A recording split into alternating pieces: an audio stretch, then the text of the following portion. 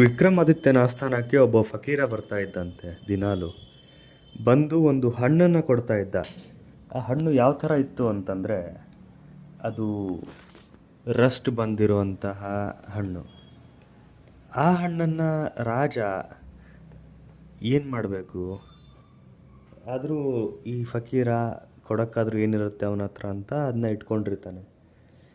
ಹಾಗೆ ಹೋಗ್ತಾ ಹೋಗ್ತಾ ಒಂದು ದಿವಸ ಏನಾಗುತ್ತೆ, ಹಣ್ಣು ಕೈ ಜಾರಿ ಆ ಮಂಗನ ಕೈ ಕೊಟ್ಬಿಡ್ತಾನೆ. ಆ ಮಂಗ ಏನು ಮಾಡುತ್ತೆ, ಆಟಾಡ್ತಾ ಹಣ್ಣನ್ನು ಕೆಳಗೆ ಬೀಳಿಸ್ಬಿಡುತ್ತೆ. ಕೆಳಗೆ ಬೀಳಿಸಿದ ತಕ್ಷಣ ಅದರಿಂದ ಒಂದು ವಜ್ರ ಬರುತ್ತೆ. ವಜ್ರ ಸಿಕ್ಕ ತಕ್ಷಣ ರಾಜ ಫುಲ್ಲು ಗಾಬರಿ. ಏನಿದು, ವಜ್ರ ಹೆಂಗೆ ಬಂತು ಈ ಹಣ್ಣಲ್ಲಿ? ಹಾಗೆ ಇಷ್ಟು ದಿವಸ ಇಟ್ಟಿರೋಂತಹ ಆ ಹಣ್ಣು ಎಲ್ಲಿದ್ದಾವೆ ಅಂತ ಮಂತ್ರಿ ಕೇಳ್ತಾನೆ. ಮಂತ್ರಿ ಚಾಲಾಕಿ. ಅದು ಹಣ್ಣೆಲ್ಲನೂ ಒಂದು ರೂಮಲ್ಲಿ ಸ್ಟೋರ್ ಮಾಡಿರ್ತಾನೆ. ಆಯಿತು ಅಂತ ಆ ರೂಮ್ಗೆ ಹೋಗಿ ನೋಡಿದ್ರೆ, ಹಣ್ಣು ಆಲ್ರೆಡಿ ಅದು ಕೊಳ್ತೋಗಿತ್ತು. ಬಟ್ ಸ್ಟಿಲ್ ಆ ಹಣ್ಣುಗಳ ಮಧ್ಯೆ ಆ ವಜ್ರ ಇತ್ತು, ಹೊಳಿತಾ ಇತ್ತು ಹಂಗೆ.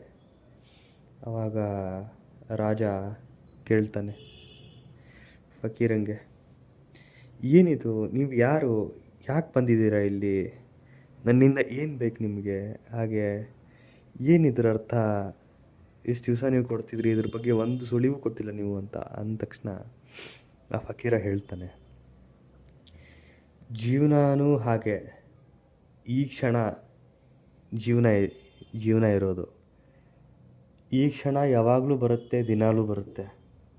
ನೀನದನ್ನು ಕೊಳ್ತೋಗಿರೋ ಹಣ್ಣು ಅಂತ ಅಂದ್ಕೊಂಡು ಸೈಡಿಗೆ ಹಾಕಿಬಿಡ್ತೀಯ. ಜೀವನ ಎಲ್ರಿಗೂ ಈ ಕ್ಷಣದಲ್ಲಿದೆ. ಅದನ್ನ ಕೊಳ್ತೋಗಿರೋ ಹಣ್ಣು ಅಂತ ಅಂದ್ಕೊಂಡು ಸೈಡಿಗೆ ಹಾಕಿದ ತಕ್ಷಣ ಅದರ ವ್ಯಾಲ್ಯೂ ಹೋಗ್ಬಿಡ್ತು. ಈಗ ನೀನು ಹಿಂದಿಂದ್ರ ಬಗ್ಗೆ ಯೋಚನೆ ಮಾಡಬೇಡ. ಯಾಕಂದರೆ ಆಲ್ರೆಡಿ ಹಿಂದೆ ಆಗಿದ್ದು ಆಯಿತು, ಹೋಗಿದ್ದು ಹೋಯಿತು. ಸೊ ಮುಂದಿಂದು ಯೋಚನೆ ಮಾಡೋಕ್ಕೆ ಹೋಗಬೇಡ.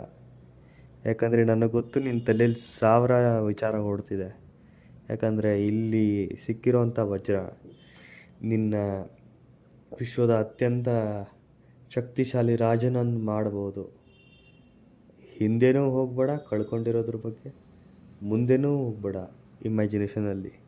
ಈ ಕ್ಷಣದಲ್ಲಿ ಬದುಕು, ಎಲ್ಲನೂ ಸರಿಯಾಗಿರುತ್ತೆ ಅಂತ ಹೇಳ್ತಾನೆ.